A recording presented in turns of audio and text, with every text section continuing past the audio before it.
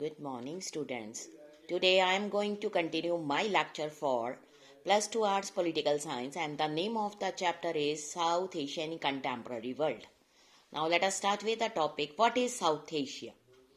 We all are familiar with the gripping tension during an India-Pakistan cricket match. जब इन दो countries के बीच में कोई भी मैच होता है तो एक टेंशन सी क्रिएट हो जाती है. We also seen the goodwill and hospitality shown to visiting Indian and Pakistani fans by their host when they come to watch a cricket match. ये एक symbolical है large pattern of South Asian affairs.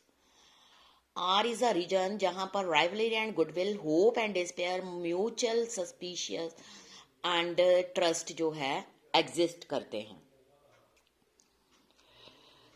Now let us start by asking elementary question. What is South Asia? जो expression है South Asia usually अब वो include करता है 7 countries: Bangladesh, Bhutan, India, Maldives, Nepal, Pakistan and Sri Lanka. Mighty Himalaya जो है नॉर्थ में, vast Indian Ocean, Arabian Sea, Bay of Bengal south में, वेस्ट में एंड ईस्ट में रिस्पेक्टिवली. वो एक नेचुरल इंसुलेरिटी इस रीजन को प्रोवाइड कर रहे हैं. इसके अलावा वो रिस्पॉन्सिबल हैं for linguistic, social and culture distinctiveness of the sub content. जो बाउंड्रीज हैं इस रीजन की ईस्ट और वेस्ट में पूरी तरह क्लियर नहीं है. They are in north and south. Afghanistan, Myanmar जो है ऑफन इंक्लूडेड किया जाता है discussion of region as a whole. China भी एक इंपॉर्टेंट प्लेयर है but not considered to be a part of this reason.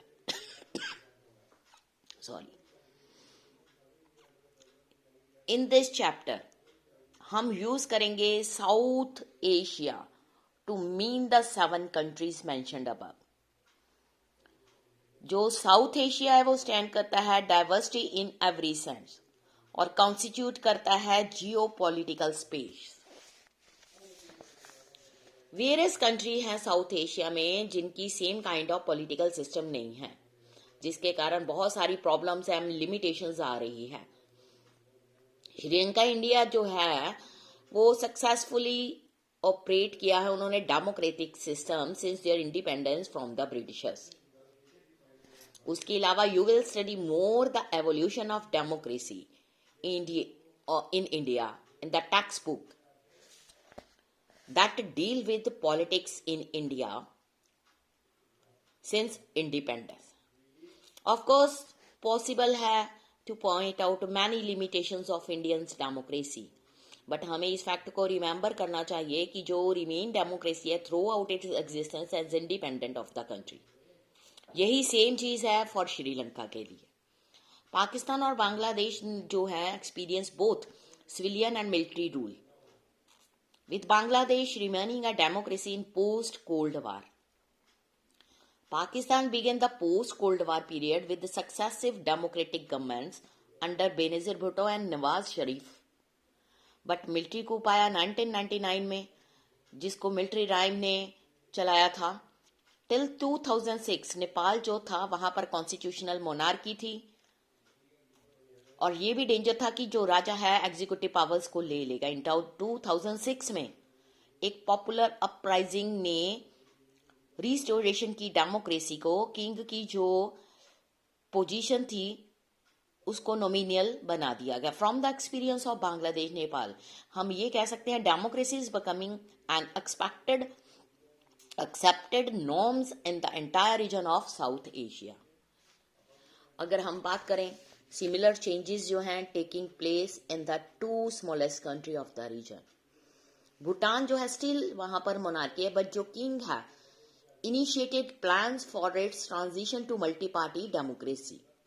Maldives on the other hand एक island nation है, was sultanate till 1968. जब ये इसको ट्रांसफॉर्म्ड कर दिया गया एक Republic with a presidential form of government.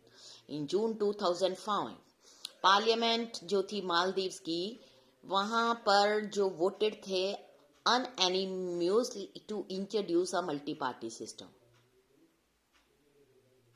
जो मालदीवियन डेमोक्रेटिक पार्टी थी, उसने डोमिनेट किया political affairs of Ireland. Democracy ने स्ट्रेंथन कर दिया मालदीव्स को आफ्टर द 2005 इलेक्शन, जब कुछ ऑपोजिशन पार्टीज जो थी इनको लीगलाइज्ड किया गया।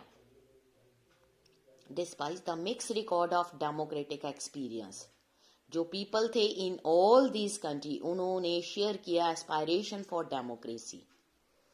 रिसेंट सर्वे जो है attitude of the people in the 5 big country of the region वो शो करती हैं that there is widespread support for democracy in all these countries. Ordinary citizens, rich as well as poor, belonging to different religions, उनका ये idea है कि democracy positively and support the institutions of representative democracy. उन्होंने prefer किया democracy को other than form of democracy, और ये भी सोचते थे कि डेमोक्रेसी जो है सूटेबल है कंट्री के लिए। ये ए सिग्निफिकेंट फाइंडिंग्स हैं। अर्लियर ये बिलीव किया जाता था कि डेमोक्रेसी है फ्लरिश करेगी और फाइंड करेगी support only in prosperous country of the world. इसलिए अगर हम साउथ एशिया की बात करते हैं, जो एक्सपीरियंस है डेमोक्रेसी का वो एक्सपेंड हुआ है global imagination of democracy. Now let us start with the topic the military and the democracy in Pakistan. जब पाकिस्तान ने अपना कॉन्स्टिट्यूशन फ्रेम किया, जो जनरल अयूब खान थे उन्होंने एडमिनिस्ट्रेशन का कंट्री का अपने ऊपर ले लिया और खुद को इलेक्टेड बता दिया। उन्होंने अपना ऑफिस छोड़ दिया जब पॉपुलर डिससेटिस्फैक्शन हुई उनके रूल के लिए। This gave way to military take over once again under general Yahya Khan.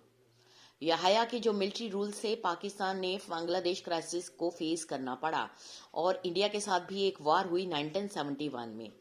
East Pakistan जो था वो इंडिपेंडेंट कंट्री हो गया जिसको बांग्लादेश का नाम दिया गया। आफ्टर दिस जो इलेक्टेड गवर्नमेंट थी अंडर द लीडरशिप ऑफ जुल्फ अली खान अली भुट्टो, वो पावर में आई पाकिस्तान में 1971 से 77 तक। भुट्टो गवर्नमेंट को रिमूव कर दिया जनरल जियाउल हक ने 1977 में। जनरल जियाउल हक ने फेस किया प्रो डेमोक्रेसी मूवमेंट 1982 और उसके बाद, इसलिए वहां पर 1988 में अगेंस्ट डेमोक्रेसी जो गवर्नमेंट है उसको इस्टेब्लिश किया गया under the leadership of Benazir Bhutto. इस पीरियड में पाकिस्तान पॉलिटिक्स जो थी वो कंपटीशन के अराउंड घूमना शुरू हो गई। पाकिस्तान पीपल पार्टी जो थी और मुस्लिम लीग थे उनके आसपास ये मूवमेंट स्टार्ट हो गई। जो ये फेस था इफेक्टिव डेमोक्रेसी का टिल 1999 तक रहा, जब आर्मी ने अगेन जनरल परवेज मुशर्रफ के साथ मिलकर प्राइम मिनिस्टर नवाज शरीफ को हटा दिया। 2001 में ये चीज हुई, जनरल मुशर्रफ ने अपने आप को प्रेसिडेंट बना दिया। पाकिस्तान में आर्मी रूल हो गया। आर्मी रूलर्स जो हैं उनके लिए इलेक्शंस तो होती थी, लेकिन इसलिए क्योंकि वो अपने कंट्री में एक डेमोक्रेटिक इमेज देना चाहते थे। ये टॉपिक यहीं तक, नेक्स्ट हम कल स्टार्ट करेंगे। Thank you students.